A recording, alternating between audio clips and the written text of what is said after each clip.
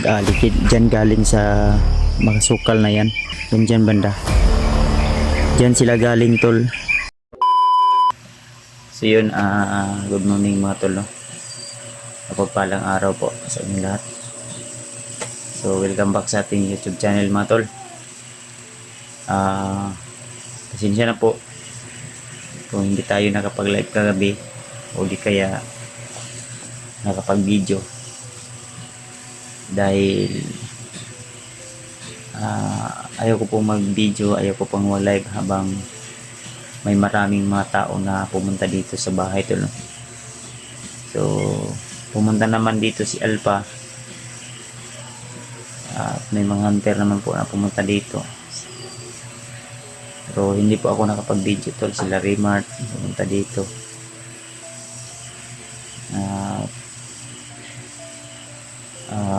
si Julio dito, hindi pumunta si Julio dito, siguro nandun lang sa kanilang bahay, hindi po, kasi malayo din yun sa amin, no?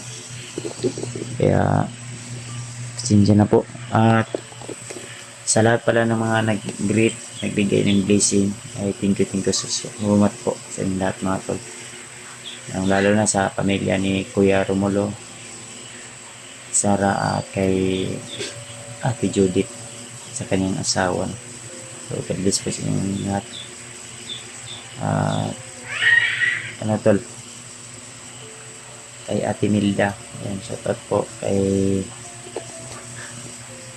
MD Daos, siyempre kay GRC Ribas, shoutout si ate, kay Ate Yusipin Ribas, shoutout po. Siyempre sa ninang ko, ninang Yusipin Kili, at kay Ate Jingle, ayan, shoutout din, at saka kang MD Daos, ayan, shoutout po.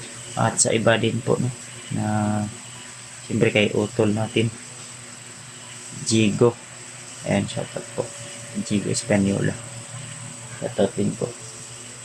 At sa lahat ng mga sponsor natin dyan, mga major sponsor, ayan, shoutout po sa mga hindi nagsasawa na nagbibigay ng blessing, kahit hindi man gaano kalaki, at least ay may nabigay po sila na share na blessing para po sa ating kaarawan.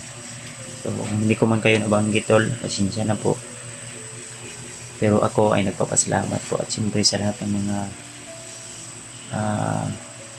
silent supporters natin dyan, shoutout po, no, na hindi nagpapamention sa kanilang pangalan nga, nagbigay sila at hindi nagpapamention sa mga silent supporters natin dyan, no? So shoutout po. At siyempre sa mga solid fanatics natin dyan, shoutout po. So yun na nga, hindi ako nag-video kagabi tol, kasi ayaw ko na may makita yung mga bandito. Siyempre kung mag-video ako, i-upload ko yun at makita yung kaganapan dito.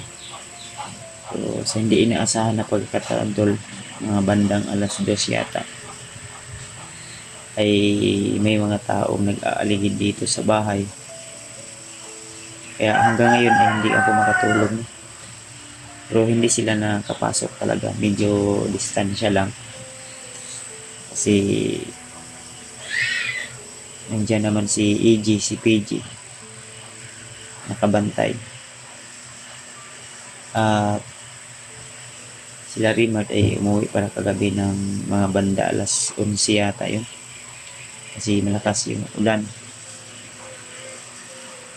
mga bandang so yun po yung kaganapan tol. May mga hunter naman pumunta, pero hindi man gaano karami, so at least nakapunta sila tol at nakadalo sa aking kaarawan. So ito lang po pala yung natira sa Litson. Sinsya na mga tol kung hindi ako naka video talaga, kasi salamat po sa nagbigay nito, no.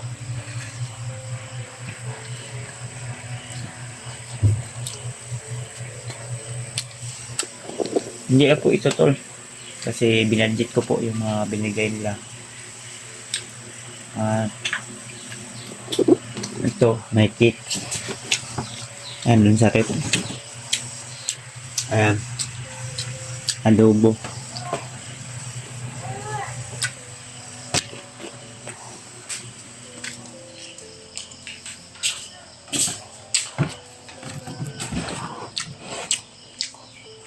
May kanin pa tol.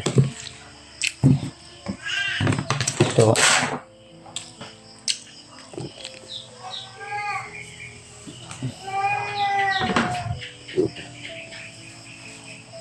Dono dito si Dono.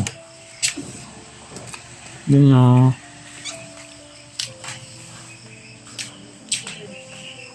Ito ice cream. Maraming tao naman dito kagabi ito, no? Na pumunta. Si Alpha. Ay, umuwi din si Alpha doon. Sa kanilang bahay, no? Kasi nagkababantay din. Basta tol, marami po yung pumunta dito kagabi na tao. Yun, ito yung mga sitwasyon dito. Papasilip ko na lang po to. Medyo makalat man yung loob ng bahay. Ayan.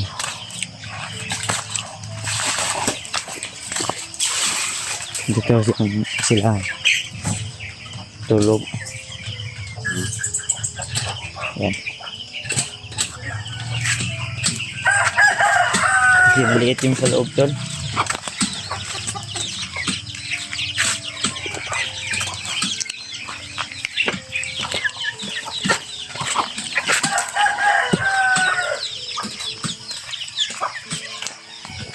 Tulog na nga, no? Ayan. Dito kagabi tol. Dito mismo may nag-aligid dyan galing sa makasukal na yan. Parang dito sila dumaan tol. Kita nyo yung ano, yan. Yan dyan banda. Dyan sila galing tol. May tatlo yata dyan na dumaan dyan. Din dito may nakamotor. Dalawa yung sakay sa motor.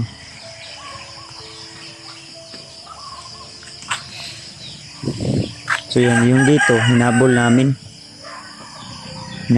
dito, biglang nawala. At yung nakamotor dito ay paglabas ko, malayo pa lang ako tol, ay tumakbo na. Hindi na sila nag-ano ba, kasi nakabantay na kami, alerto na kami agad. Ang dito banda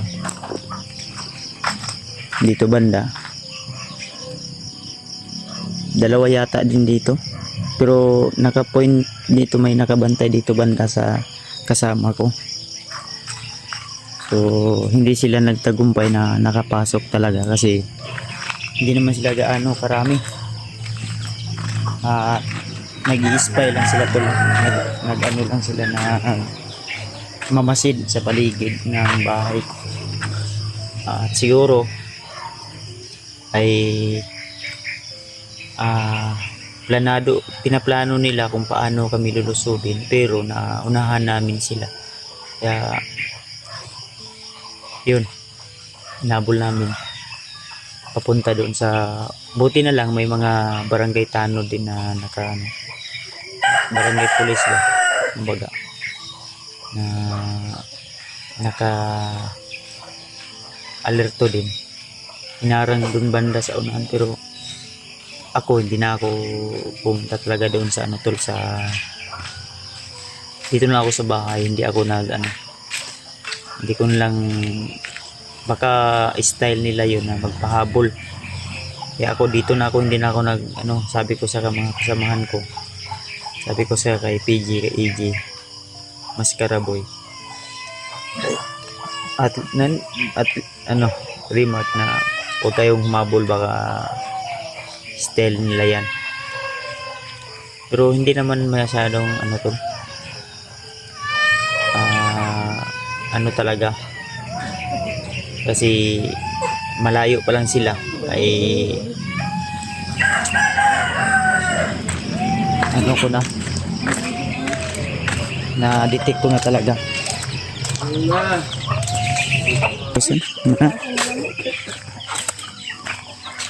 So, wala na palang mga dato na hugas tol.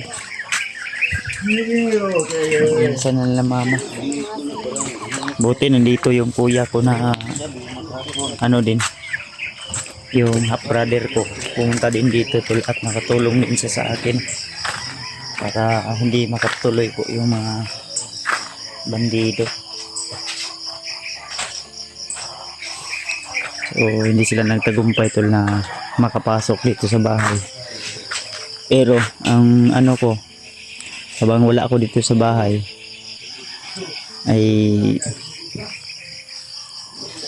may ita talaga ako dito na magbabantay sa bahay. Siguro si Patrick siguro kung maaari. Pero si Patrick ngayon tol ay may sakit si Patrick. Mataas po yung kagabi pinuntahan ko si Patrick dun sa kanila, dun sa ano sa pinatulugan ko sa kanya.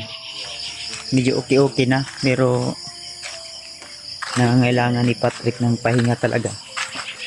Kasi baka ano yung mangyari sa talaga sa ano niya, no? Kasi mabigat yung pakiramdam niya at ano tol, inuubo siya. Hindi naman masyadong inuubo.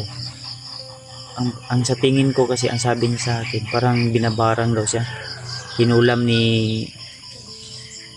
Commander Bagnot or Kilaw. Yun po din yung kutob ko. Kaya kailangan na magpahinga muna siya. Naagapan naman namin yun ni Alpha. Pero siguro anuhin namin na ulit ni Alpha yun. Gagamutin namin yun. At may ibibigay tayo na gamot na pwede niyang mainom para dipinsa sa katawan niya.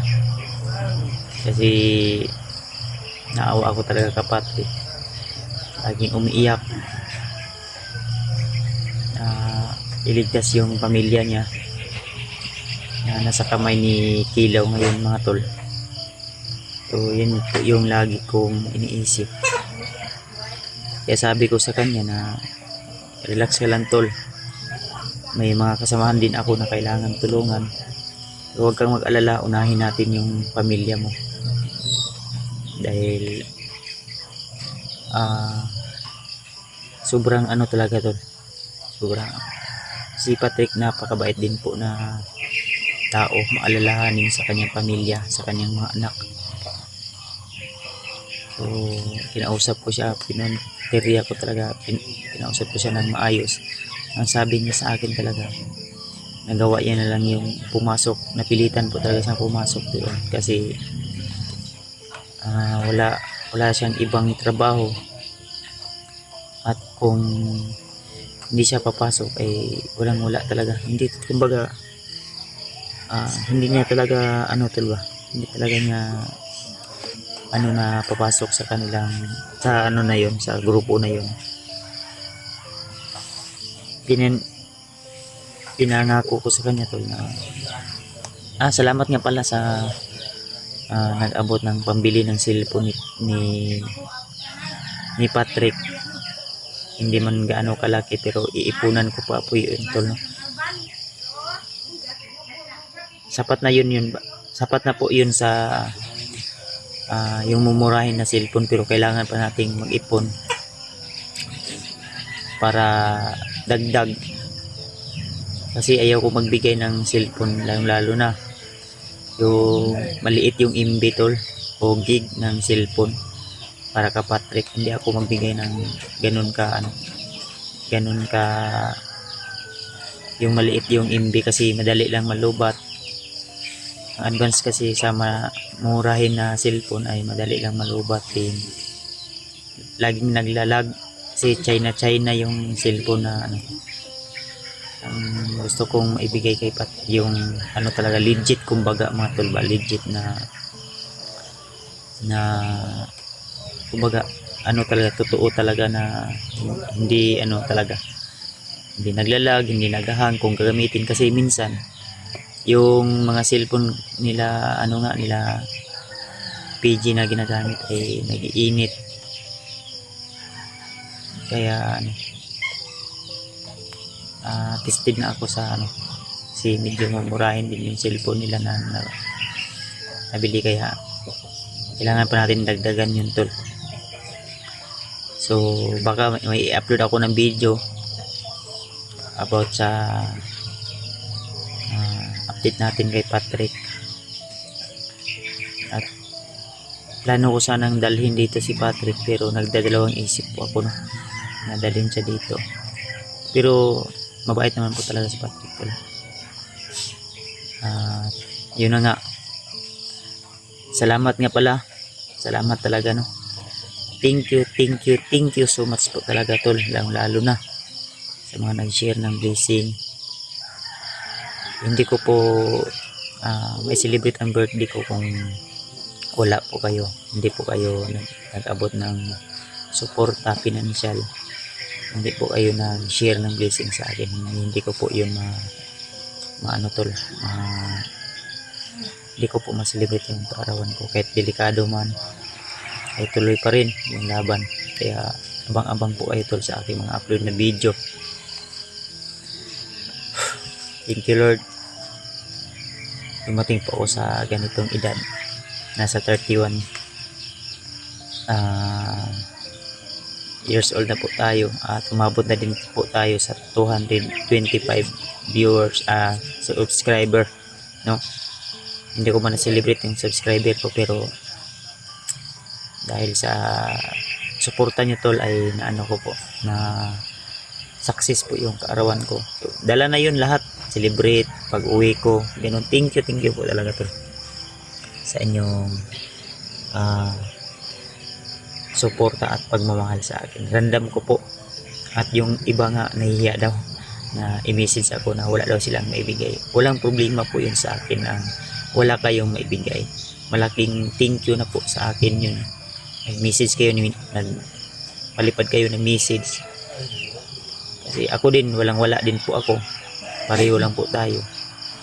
At yung iba na may sobra-sobra sa kanilang bulsa na nag-share ng blessing, at masaya din daw po sila na nakapag-share sila. So kaya thankful po ako, blessed po ako dahil nariyan po kayo mga tol. So ang una sa lahat ay nagpapasalamat po ako sa Panginoon dahil nariyan siya palagi, nakabantay sa akin at siyempre sa aking pamilya. So yun. So hanggang dito lang muna siguro yung update natin dito tol sa kalagayan po. Maraming salamat po sa lahat, hindi ko man kayo maisa-isa, sa mga lahat na nag-greet sa aking kaarawan.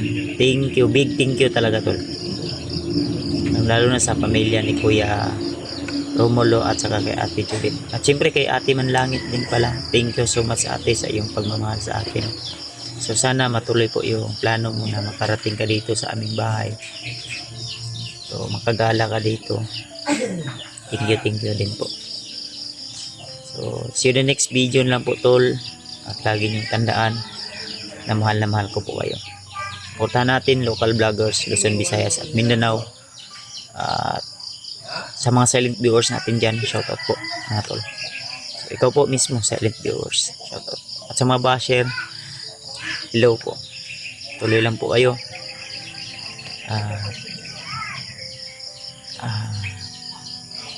Mahal ko po kayo. Siyempre sa mga sulit nating taga-subaybay, thank you po, big thank you po talaga, dahil hindi ko po maabot ang aking mga naabot ngayon kung wala po kayo. So, salamat sa inyong lahat mga tol, thank you po talaga. I hope na sa masusunod ko na upload na video ay nariyan pa rin kayo, nakasuporta, full support pa rin kayo tol, at mainit pa rin yung pagpanood ng aking video, mainit pa rin yung pagtanggap niyo sa akin. Abangan nyo pa po ang mga susunod nating i-upload na video. So God bless ating lahat tol, mapagpalang araw, mapagpalang gabi, mapagpalang tanghali, mapagparang umaga sa inyo lahat. See you the next video. God bless sa atin lahat. At lagi nyo na tandaan mga tol, alagaan natin yung ating mga kagandahan at kagupuhan. Dahil yan po ang the best na puhunan kung saan man tayo magpunta. See you the next video. God bless sa atin.